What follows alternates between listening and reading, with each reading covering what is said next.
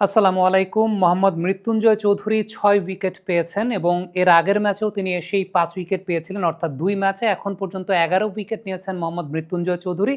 যে কারণে তার বোলিংটা আলোচনার দাবি অবশ্যই রাখে এবং ইটস গুড টু সি যে বাংলাদেশের পাইপলাইনের যে পেস বোলাররা আছেন তাদের মধ্যেও কিন্তু বেশ কম্পিটিশন আমরা দেখতে পাচ্ছি এবং তাদের কাছ থেকেও কোয়ালিটি পারফরম্যান্স দেখতে পাচ্ছি।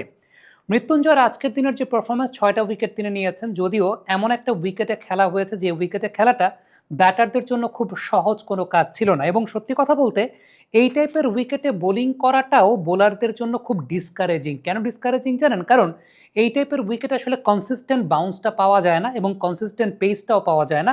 কখনো এরকম হয় যে কিছু জায়গায় বল পিচ করার পর বল স্লো হয়ে যায়। বলের যে অরিজিনাল বোলারের এক ধরনের কারিশমা প্রোভাইড করার ব্যাপার রয়েছে, সেটা ঠিকমতো আসলে পাওয়া যায় না। যেমন আমি যদি বলি মৃত্যুঞ্জয়ের ইনিংসের ৫ম যে বলটা ছিল, সেই বলটাও যেই এক্সপেক্টেড হাইটটা তিনি অ্যান্টিসিপেট করছিলেন যে তিনি জেনারেট করতে পারবেন, সেটা তিনি করতে পারেন নাই। আবার ৬.৫ নাম্বার একটা বল ছিল যেটা তিনি ফজলে রাব্বিকে করেছিলেন।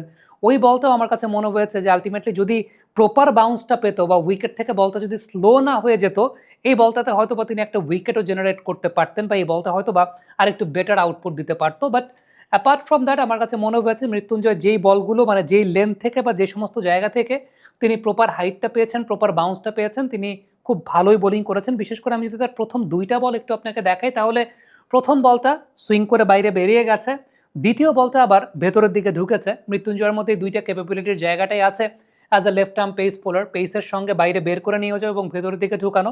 সাইফ হাসানকে যে বলতে আউট করেছেন, আমার কাছে মনে হয় যে the ball was holding it's line very well এবং যে জায়গাটা পিচ করেছে সেখান থেকে প্রপার পেসটাকে তিনি জেনারেট করতে পেরেছেন বা অফ দ্য পিচ বলটা আসলে প্রপার পেসটা পেয়েছে, যে কারণে উইকেটটাও তিনি আদায় করতে পেরেছেন এবং it was a very good delivery to execute, যেটা মৃত্যুঞ্জয় খুব ভালো মতো করেছেন। আফটার দ্যাট আমার কাছে মনে হয়েছে যে ১৮ নম্বর ওভারে এসে তিনি যখন পার্টনারশিপটা ব্রেক করেছেন এবং এই পার্টনারশিপটা ব্রেক করার জন্য তিনি মূলত তার বুদ্ধিটাকে খাটিয়েছেন। Outside off stump swinging delivery করেছেন যেটা বাইরে বেরিয়ে যাচ্ছিল, ব্যাটসম্যানকে ব্যাট থ্রো করতে বা হ্যান্ড থ্রো করতে বাধ্য করেছেন। আউটসাইড এজটা ক্যারি করেছে, ডেফিনেটলি সেই জায়গাটা বেশ ভালো বুদ্ধিমত্তার পরিচয় তিনি দিয়েছেন, যেটা আমরা দেখতে পেয়েছি। এবং ১৭.৫ নম্বর ওভারের যে বলটা, সে বলটাও কিন্তু বেশ ভালো লাফিয়েছে, বেশ ভালো হাইট পেয়েছে, সেটা আমরা দেখতে পেয়েছি। মানে ওই ১৮তম ওভারের ওই বলটা যেটা এই মুহূর্তে আপনারা পর্দায় দেখতে পাচ্ছেন। ইভেন এটাও দেখেছি যে বেশ ভালো বাউন্স তিনি আদায় করতে পেরেছেন যখন ওয়েল ডিরেক্টেড বাউন্সার করতে চেয়েছেন। আবার আরেকটা বিষয় দেখেছি, সেটা হচ্ছে ১৯.৪ নাম্বার যে বলটা, 5+ স্টার রেটিং প্রাপ্ত দেশের সর্বোচ্চ বিদ্যুৎ সাশ্রয়ী ওয়ালটন এসি স্মার্ট কমফোর্ট এখন নেক্সট লেভেলে। শর্ট বল ছিল কিন্তু বলটা প্রপার পেসটা আসলে পায়নি বা the ball just lost the venom on it এবং ওই বলটা দেখা গেছে আমার কাছে মনে হয় যে এই টাইপের উইকেট কেন বা বোলারদের জন্য অনেক বেশি মাত্রায় ডিসকারেজিং, কে ওই জায়গা থেকে প্রপার আউটপুটটা অনেক সময় জেনারেট করা যায় না। মানে কখনো জেনারেট করা যায়, কখনো জেনারেট করা যায় না। জিয়াউর রহমানের যে উইকেটটা মৃত্যুঞ্জয় আদায় করেছেন, আমার কাছে মনে হয়েছে পিচ থেকে ওই পার্টিকুলার বলটাতে বেশ ভালো স্কিড আদায় করতে পেরেছেন এবং বেশ ভালো বাউন্স আদায় করতে পেরেছেন। সবকিছু মিলে তাকে বেশ ভালো রিদমিক মনে হয়েছে, যে বেশ ভালো রিদমিক ওয়েতে তিনি বোলিং করেছেন, দুদিক থেকে মুভমেন্টটাকে করাতে পারছেন।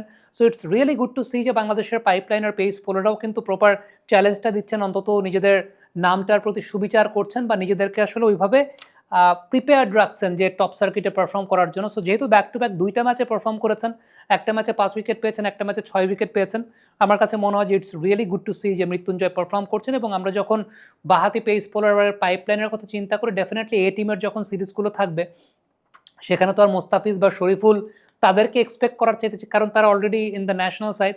আমরা অবশ্যই প্রত্যাশা করতে চাই যে বাংলাদেশে বেশি করে এ টিমের সিরিজ খেলবে এবং এই যে পাইপলাইনের যে বোলাররা আছেন যারা বাঁহাতির রিপ্লেসমেন্ট আরেক বাঁহাতি, সেই জায়গাটায় আমার কাছে মনে হয় যে এই টিমগুলোতে তারা অনেক বেশি মাত্রায় সুযোগ পাবেন এবং অনেক বেশি মাত্রায় তারা ম্যাচেস খেলবেন, ম্যাচেস খেলে আমাদের পাইপলাইনটাকে সমৃদ্ধ করবেন। So I am not talking about যে আপনি মৃত্যুঞ্জয়কে কালকে ন্যাশনাল টিমে নিয়ে নেন। আমি বলতে চাই যে আমাদের পাইপলাইনে কিংবা আমাদের সিস্টেমে ইনক্লুড করার যে জায়গাটা, এবং সিস্টেমে আপনি তখনই ইনক্লুড করতে পারবেন যখন ডোমেস্টিক ক্রিকেটে তারা ভালো পারফর্ম করবেন। সো ডোমেস্টিক ক্রিকেটে যারা ভালো পারফর্ম করছেন তাদেরকে নিয়ে কথা বলাটা আমরা দায়িত্ববোধের জায়গা থেকে মনে করি। এবং মৃত্যুঞ্জয় যেহেতু লেফট আর্ম ফাস্ট বোলার, বাংলাদেশের প্রেক্ষাপটে আসলে খুব বেশি থাকে না, এবং সেই জায়গাটাতে অবশ্যই আমাদের পাইপলাইনে মৃত্যুঞ্জয় যে নিজেকে ফিট রেখেছেন, নিজেকে রিদমে রেখেছেন, এটা অবশ্যই একটা অনেক বড় ক্রেডিটের জায়গা। ২ ম্যাচে ১১ উইকেট নিয়েছেন, তার অবশ্যই উত্তরোত্তর সাফল্য আমরা কামনা করি এবং অদূর ভবিষ্যতে অন্যান্য ম্যাচগুলো থেকেও আমরা বিশ্লেষণ করার চেষ্টা করব যে মৃত্যুঞ্জয় কেমন ছন্দে আছেন। কমেন্ট বক্সে আপনাদের মন্তব্য মতামত জানতে চাই লিখে পাঠাবেন।